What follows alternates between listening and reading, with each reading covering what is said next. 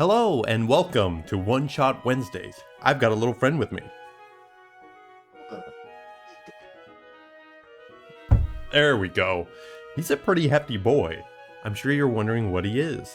He's a Pokemon. He is a Sentret Totodile Fusion. Yeah, not much to look at, but he is from Pokemon Infinite Fusion.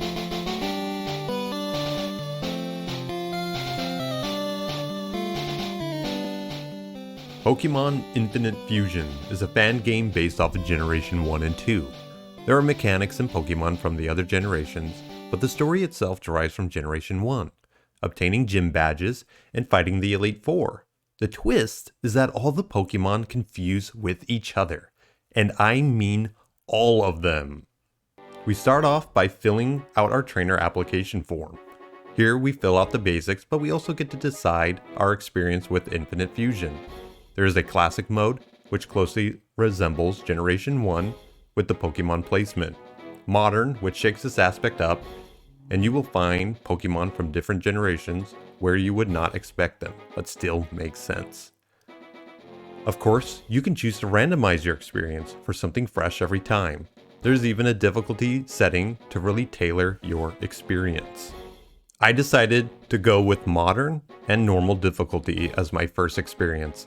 At the same time, I also decided that I would do a type of Nuzlocke challenge, since I avoided the hard difficulty.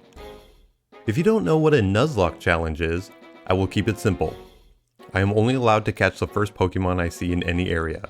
If any of my Pokemon faint, then I have to put them in a PC, where I can never use them again.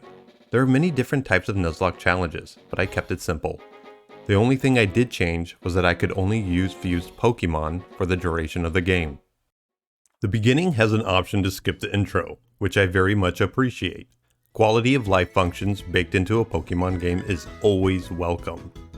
In the beginning of the game, I chose Generation 2 Pokemon as the starters. I generally gravitate towards the water starter, so Totodile was coming home with me. My rival, which I named AZ, was able to pick up the other two Pokemon.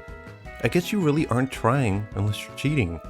He is then allowed to fuse the two Pokemon on the spot, and wants to see how much stronger his Pokemon is.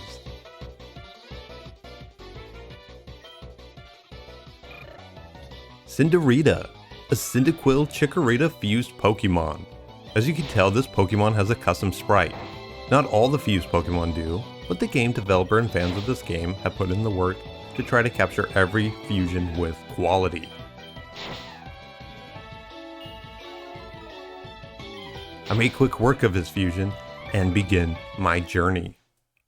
After doing a quick errand for Professor Oak, I am able to catch my first Pokemon. I immediately run to the tall grass to encounter a Pokemon to fuse with my starter. The intro spoiled who this Pokemon was, but I successfully captured a Sentret. The DNA Splicer is the item needed to perform the fusion. This item is also needed to unfuse if you want to change it up a bit later. You get to see the silhouette of the fusion, but you really have no idea how they are going to turn out. The first choice in the fusion dictates the body and the second typing of the new Pokemon. The second choice dictates the head and the first typing.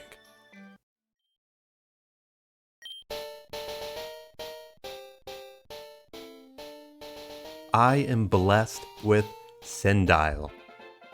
Just like any good trainer, it's the abilities of the Pokemon and not about the custom sprite it may have.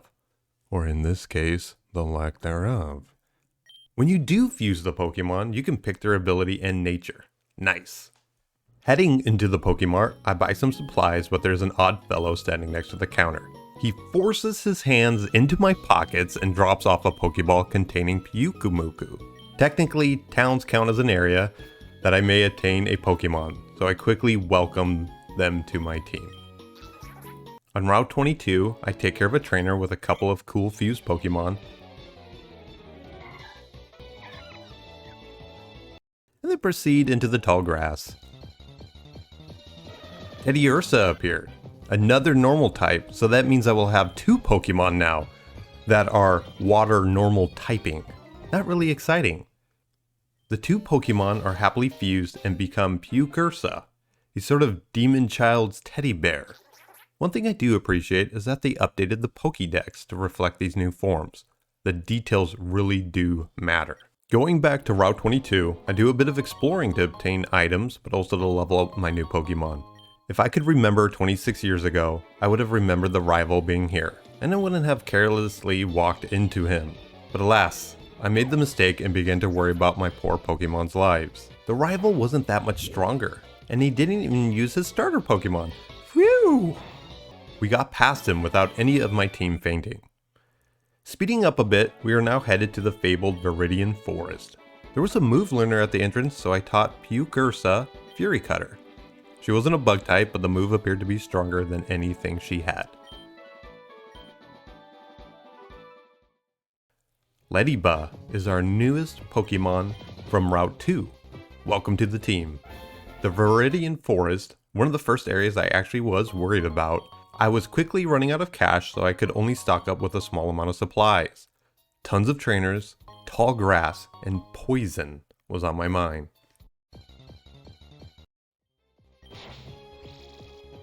Joltik saw how cool my team was and wanted to join.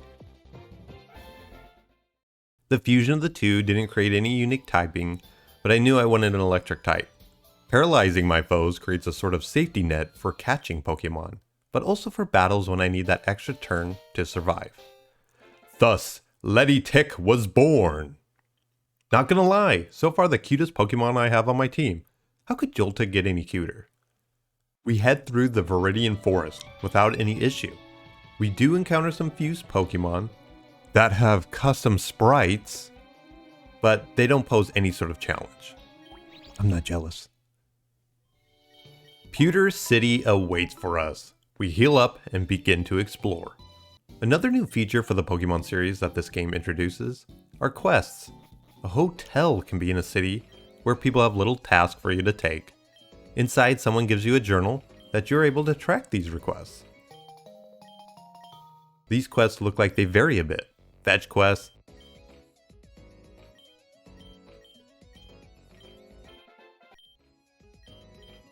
seeing an evolved Pokemon of a specific typing,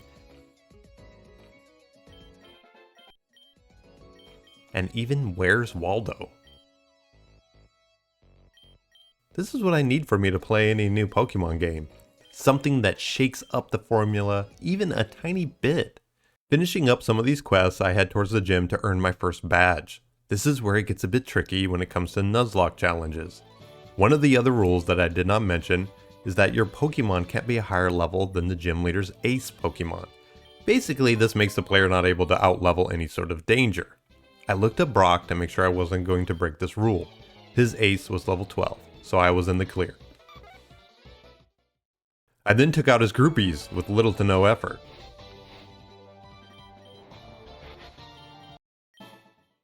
Before fighting Brock, I stocked up with what I could. Gym battles are the most difficult parts of Nuzlocke challenges. Though their Pokemon may be the same level, they tend to have naturally stronger Pokemon. But in this game, they added an extra bit of difficulty that I wasn't aware of. You are limited to which Pokemon you're able to fight with. Both the gym leader and the player bring in the same amount of Pokemon. I think this is a really good idea, but I wasn't ready for that. But I will let the video play out, and all of you can see the outcome of my first gym leader battle.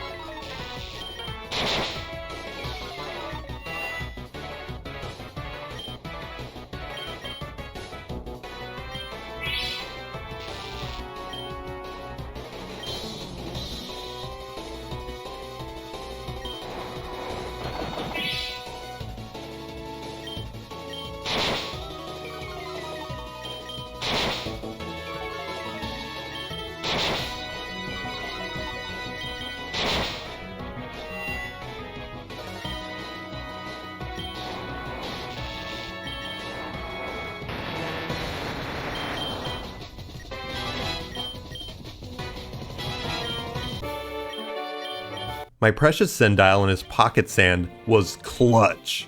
There may have been other avenues to secure my win, but my limited knowledge said, if they can't hit you, you're gonna win. And with that, we got our first badge and a new item, a premium Wonder Trade ticket. Wonder Trade is a way to connect through the internet to trade Pokemon, but with random trainers and their random Pokemon.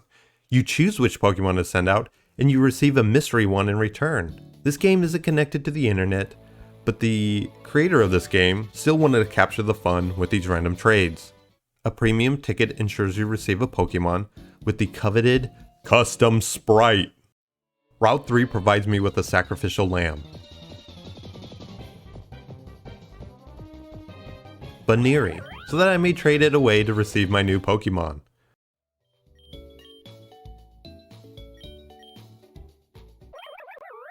I wait in anticipation, and soon I receive Crunchy, a Haunter Golem mix called a Honlim.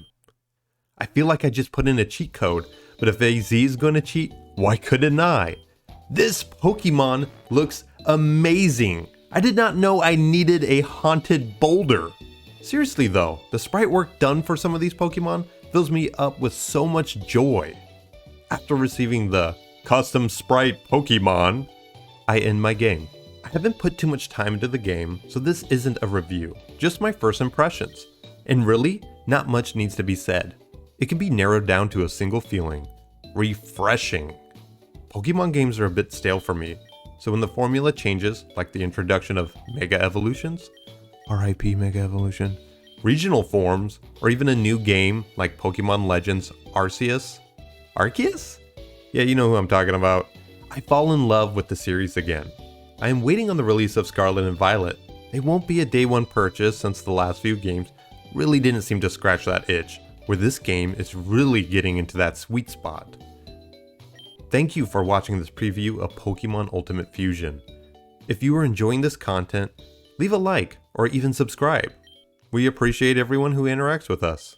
We are a growing community and excited for what comes next.